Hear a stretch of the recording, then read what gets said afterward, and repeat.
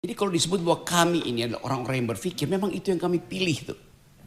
Tapi kelihatannya Presiden Prabowo agak peka dengan orang-orang yang berpikir tuh. Karena itu beliau kemarin mengatakan, banyak orang pinter, tapi cuman bisa bicara. Banyak orang pinter, tapi jadi pengkritik pemerintah. Banyak orang pinter jadi pengkritik pemerintah. Dalam nada sinis Presiden tuh. Artinya, yang dikumpulkan dalam pemerintah orang bodoh dong. Orang dungu itu. Kan logikanya begitu kan. Jadi kelihatannya ada masalah dalam komunikasi politik loh. Kecuali yang dimaksudkan Pak Prabowo adalah banyak orang pinter ngomong lain dengan orang pinter yang ngomong. Orang pinter yang ngomong itu untuk memberi kritik. Tapi orang yang pinter ngomong doang, mereka adalah buzzer. Itu bedanya Pak Presiden tuh.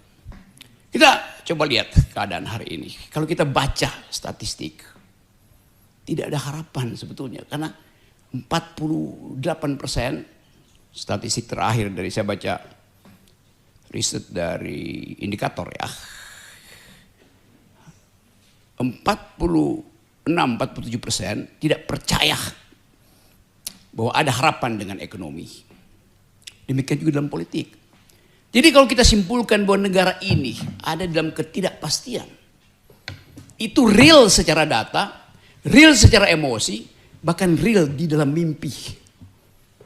Tidak ada lagi orang yang mimpinya itu, oh Indonesia bisa dihibur dengan bonus demografi, Indonesia bisa dihibur dengan demokrasi, Indonesia bisa dihibur dengan semua hal yang pernah dijanjikan oleh Presiden Prabowo. Jadi kalau kami memberi sinyal kritik pada Presiden Prabowo, dasarnya adalah argumen akademis dan kecintaan pada negeri itu.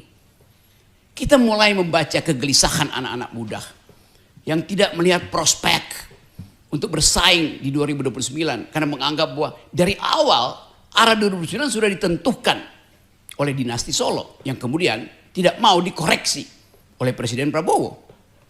Jadi kalau kritik dari kami diucapkan dengan cara saksama dalam tempo yang sesingkat-singkatnya, dimaksudkan untuk memanggil kembali akal sehat ke dalam republik ini. Hanya itu yang kita inginkan. Kita mau pastikan apa yang akan kita alami di 2026 nanti itu. Dalam keadaan semacam ini, statistik yang dibuat oleh teman-teman kami, Antoni bikin riset yang dalam. Teman-teman yang punya potensi untuk menghasilkan kembali pikiran berkumpul di kami. Hanya demi mencegah jangan sampai penyelamatan kami selama 5 tahun ini tidak berguna tuh. Jadi kita coba baca perlahan.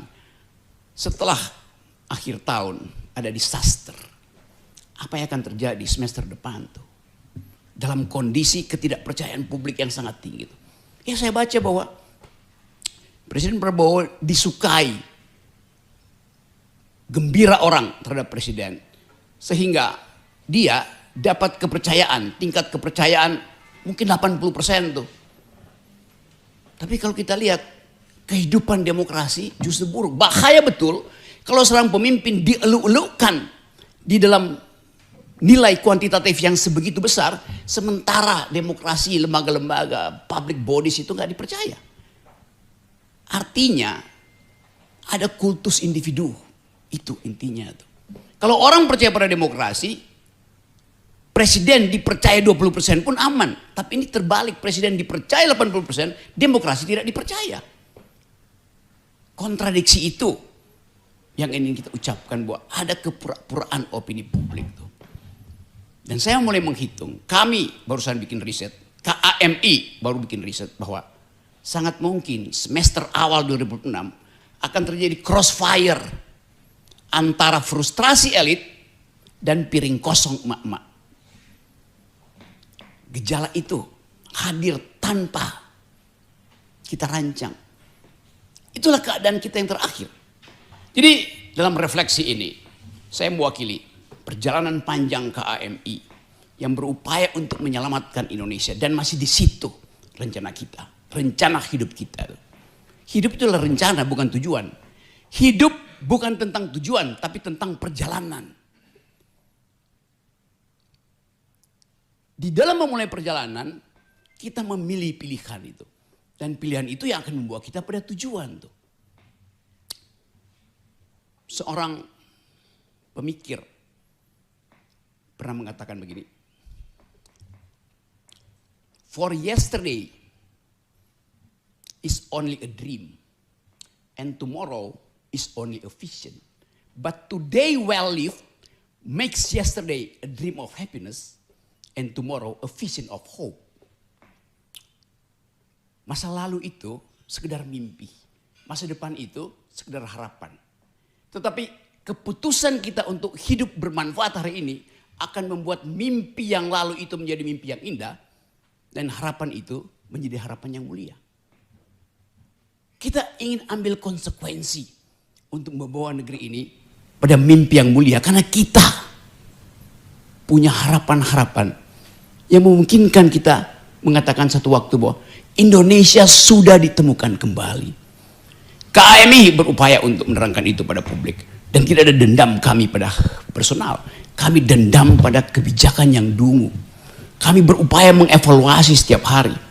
Tapi sekali lagi, yang kita ucapkan ini adalah untuk menggembirakan publik. Bahwa kendati ada pesimisme, tapi kami pesimis karena kami rasional. Begitu banyak orang yang optimis, tapi optimisnya irasional. Nah, kita ingin bangunkan kembali harapan, memberi kepercayaan pada publik bahwa Indonesia bisa dihasilkan ulang dengan satu radical break. Presiden tidak boleh tersandra oleh hasil transaksi dia ketika pemilu. Pemilu udah selesai. Dia adalah presiden yang bisa mengambil keputusan. Artinya, keputusan dia harus otentik, bukan lagi hasil dagang sapi dengan partai-partai sebelumnya. Itu yang ingin kita lihat tuh. Dengan cara itu kita percaya, kalau Presiden Prabowo mengambil tindakan radikal, maka Indonesia bisa diselamatkan. Dengan cara itu, kita bisa ucapkan satu waktu pada generasi yang menunggu 2029 bahwa kita bergerak ke arah Indonesia yang masuk akal.